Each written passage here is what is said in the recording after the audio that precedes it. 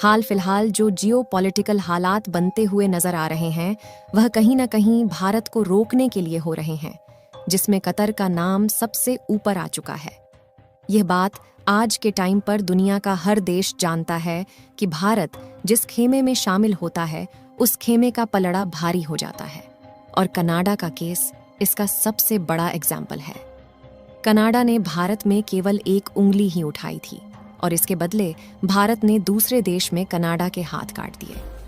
ऐसा इसलिए हुआ क्योंकि भारत अपनी जनसंख्या की वजह से दुनिया का सबसे बड़ा मार्केट और इकॉनमी बन चुका है, और यही वजह है कि आज हम भारतीय दुनिया के हर देश में मिलेंगे। खास बात यह है कि भारतीयों की पहुंच अपने आप में इतनी बड़ी है कि अगर भारतीय अपना रास्ता बदल लें तो सामने वाले देश की उल्टी गिनती शुरू हो जाती है। और कतर के साथ भी कुछ ऐसा ही होता हुआ दिखाई दे रहा है, क्योंकि जनसंख्या ज्यादा है इसलिए भारत में डिमांड भी ज्यादा है, और यही वजह है कि भारत में प्रोडक्शन भी काफी बड़े लेवल पर होता है। पूरी डेवलपमेंट क्या है इस छोटे से वीडियो में समझते हैं। भारत जिस तरह से कतर को सबक सिखाने जा रहा है, इसके लिए इस वीडियो को एक लाइक जरूर करें, और भी ऐसी ही नॉलेजेबल वीडियो पाने के लिए चैनल को सब्सक्राइब जरूर करें।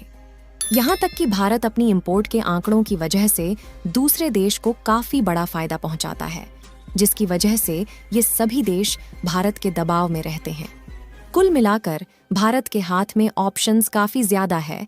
इसका सबसे बड़ा एग्जाम्पल यह है कि भारत को तेल की आपूर्ति करने वाले देशों में इराक, सऊदी अरबिया और ईरान के बाद वेनेजुएला चौथा सबसे बड़ा सप्लायर था, और ये फाइनेंशियल ईयर 2018 से 2019 के डाटा है। बात करें अभी की तो सऊदी अरब ने तेल का प्रोडक्शन घटाकर भारत के मार्केट का एक बड़ा हिस्सा खो दिया है।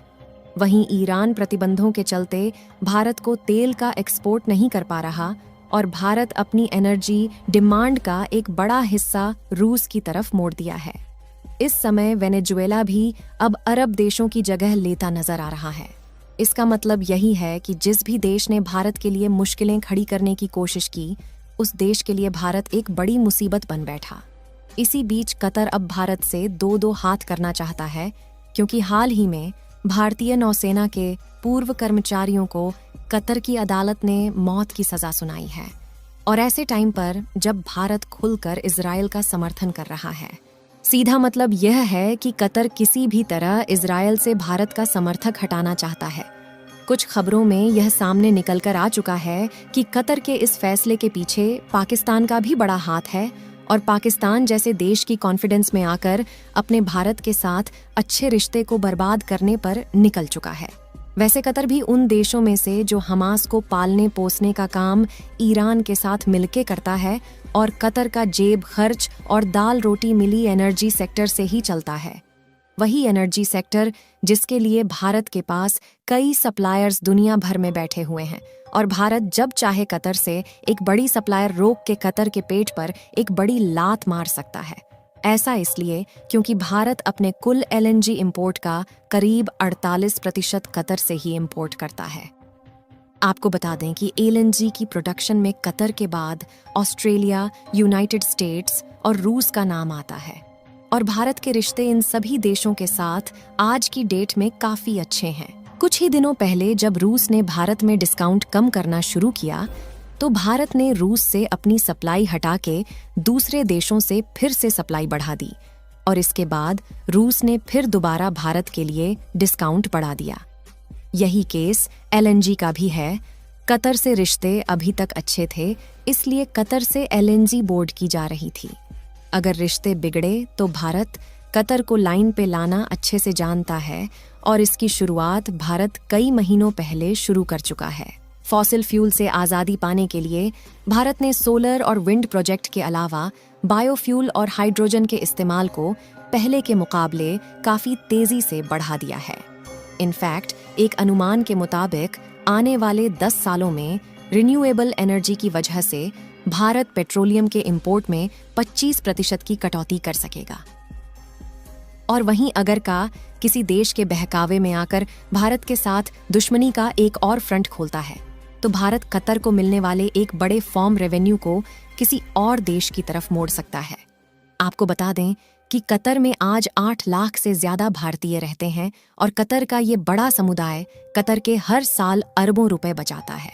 वहीं कतर के टूरिज्म सेक्टर की बात करें तो सऊदी के बाद कतर में सबसे ज्यादा टूरिज्म भारत जाता है। और एक ऐसा भारतीय सेक्टर भी है जिसकी वजह से कतर के अंदर खाने पीने का संकट पैदा हो सकता है, क्योंकि कतर भारत के एग्री प्रोडक्ट्स का काफी बड़ा इंपोर्टर है। जब यूएई, सऊदी अरब और बहरीन कतर के साथ अपने सभी डिप्लोमेटिक रिलेशन को खत्म कर दिए थे, तब भारत ने कतर को $34 मिलियन की खाद्य सामग्री देकर संभाला था। और आज भी कतर फूड इंपोर्ट को लेकर भारत ने काफी बड़े लेवल पर डिपेंडेंट है। मतलब यह है कि तेल और एनर्जी को लेकर भारत के पास तो कई सारे ऑप्शन हैं, लेकिन कतर के पास खाने पीने को लेकर काफी लिमिटेड ऑप्शन है।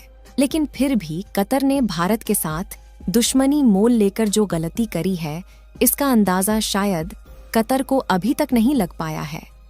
कतर भले ही भारत को एक्सपोर्ट होने वाली काफी बड़ी गैस सप्लाई को धीरे धीरे कम करना शुरू कर दें या फिर अपनी गैस सप्लाई चाइना के साथ स्विच कर दें, इससे भारत को कुछ खास फर्क नहीं पड़ने वाला है, क्योंकि भारत को ऑलरेडी 2 बड़े गैस पार्टनर मिल चुके हैं जिससे हम बड़ी मात्रा में गैस खरीद सकते हैं। लेकिन कमाल की बात यह है कि भारत समय रहते यह बात समझ चुका है कि हमें किसी और देश के ऊपर ज्यादा दिनों तक अपनी निर्भरता को बनाए नहीं रखना है। अदरवाइज ये देश इसी तरीके से हमसे अपनी बातें मनवाते रहेंगे, जैसा कि हमने कतर के केस में देखा है। और भारत की निर्भरता को कम करने के लिए लगातार भारत के अंदर काम कर रही सभी कंपनी और वैज्ञानिक एक साथ मिलकर के काम को शुरू कर चुके हैं, जिससे कई अल्टरनेटिव बायोफ्यूल बनाए जा सके। इसके अलावा कई ऐसी गैस का प्रोडक्शन किया जाए जिसकी एनर्जी डेंसिटी एलएनजी की तुलना में कई गुना ज्यादा हो, यानी कि हाफ प्रोडक्शन में ही ज्यादा आउटपुट ले पाए।